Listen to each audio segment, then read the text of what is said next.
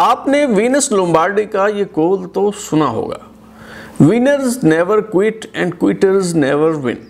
اگر نہیں سنا تو آج ایک ایسے شخص کی کہانی سن لیں جس کی زندگی اس جملے کا عملی نمونہ رہی ہے۔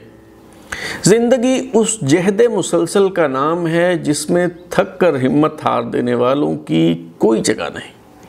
اگر آپ اس حقیقت کو آزمائش کی کسوٹی پر جانچنے کے خواہش مند ہیں تو امریکہ کے نو منتخب صدر جو بائیڈن کی کتاب زیست کے چند اوراق کا مطالعہ کرنا بہت ضروری ہے۔ جو بائیڈن نے پینسلوینیا کے ایک کھاتے پیتے گھرانے میں آنکھ کھولی، مگر ان کی پیدائش کے وقت ان کے والد کو سخت مالی مشکلات کا سامنا تھا اور وہ ایک عام محنت کش کی حیثیت سے بھٹیوں کی چمنیاں صاف کر کے گھر کا چولہا جلانے کی کوشش کر رہے تھے۔ جو بائیڈن کی زبان میں لکنت تھی اور وہ بچپن میں ہکلا کر بات کیا کرتے تھے۔ جب کوئی ان سے نام پوچھتا تو وہ جو کہنے کے بعد بابا کہتے رہتے۔ یہی وجہ ہے کہ زمانہ طالب علمی میں ان کا بہت مذاق اڑایا گیا اور لڑکوں نے ان کا نام بائے بائے رکھ دیا۔ جو بائیڈن نے ہمت نہیں ہاری اور مسلسل ہکلاہٹ پر قابو پانے کی مشق کرتے رہے۔ بتایا جاتا ہے کہ وہ آئینے کے سامنے کھڑے ہو کر گھنٹوں طویل نظمیں یاد کرنے کی پریکٹس کیا کرتے تھے تاکہ ہکلاہٹ پر قابو پایا جا سکے، اور پھر انہوں نے اپنی ہکلاہٹ پر قابو پا لیا۔ زمانہ طالب علمی میں جو بائیڈن کو اپنی ٹیوشن فیس ادا کرنے کے لیے اسکول کی کھڑکیاں صاف کرنا پڑتی اور پودوں کو پانی بھی دینا پڑتا۔ جو بائیڈن اپنی مستقل مزاجی کا کریڈٹ والدین کی اچھی تربیت کو دیتے ہیں۔ وہ بتاتے ہیں کہ ان کے والد کہا کرتے تھے، بچے انسان کو جانچنے کا پیمانہ یہ نہیں کہ وہ کتنی بار گرا، بلکہ یہ ہے کہ وہ گرنے کے بعد کتنی جلدی کھڑا ہوتا ہے۔ جو بائیڈن بھی زندگی میں بار بار ٹھوکریں کھا کر گرتے اور پھر سنبھلتے رہے۔ جو بائیڈن نے وکالت کی تعلیم حاصل کرنے کے بعد نیلیا ہنٹر سے شادی کی۔ جب شادی کی بات چیت آگے بڑھی اور نیلیا ہنٹر کے والدین نے جو بائیڈن سے پوچھا کہ مستقبل سے متعلق تمہارے کیا ارادے ہیں، تم گھر کے اخراجات کیسے پورے کرو گے، تو جو بائیڈن نے کہا میں امریکہ کا صدر بنوں گا۔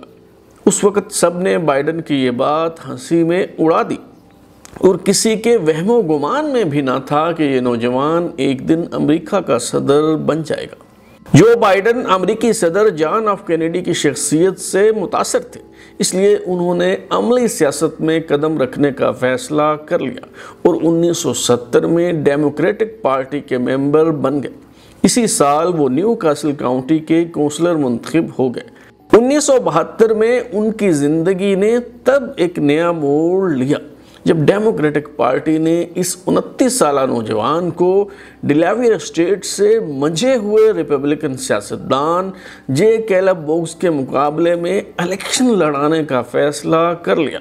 جے کیلب بوگز تجربہ کار اور جہاندیدہ سیاستدان تھے اور ان کے مقابلے میں سینٹ کا الیکشن لڑنا میمولے کو شہباز سے لڑانے والی بات تھی۔ جیت کا کوئی امکان نہ تھا، مگر جو بائیڈن نے بھرپور انداز میں انتخابی مہم چلانے کا فیصلہ کر لیا۔ اس کے والدین، بہن اور بیوی سمیت سب گھر والے گھر گھر جا کر انتخابی مہم چلانے میں مصروف ہو گئے۔ بہن ولیری بائیڈن اس کی انتخابی مہم کی انچارج بن گئی۔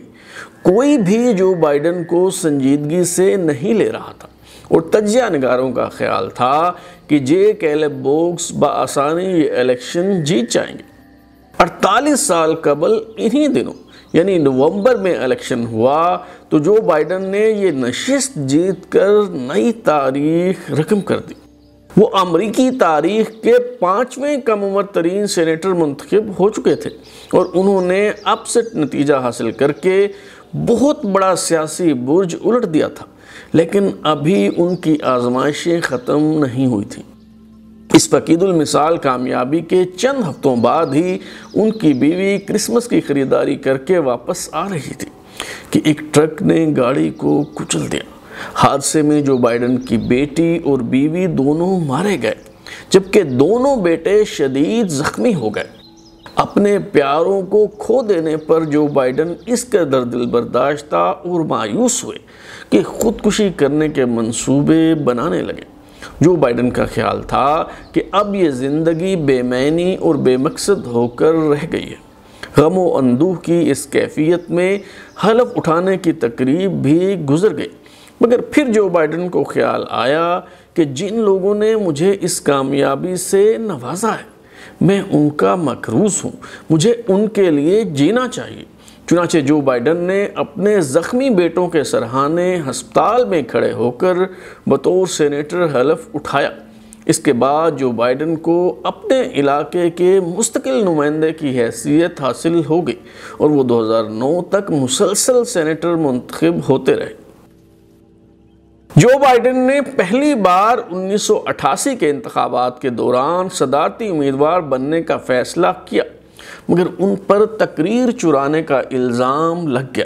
انہوں نے برطانوی سیاستدان نیل کینوک کی تقریر کے بعض اقتباسات نہایت بے احتیاطی سے اپنی تقریر میں شامل کیے اور یہ جملہ بھی تبدیل نہ کر سکے کہ میرے والدین کون کون تھے۔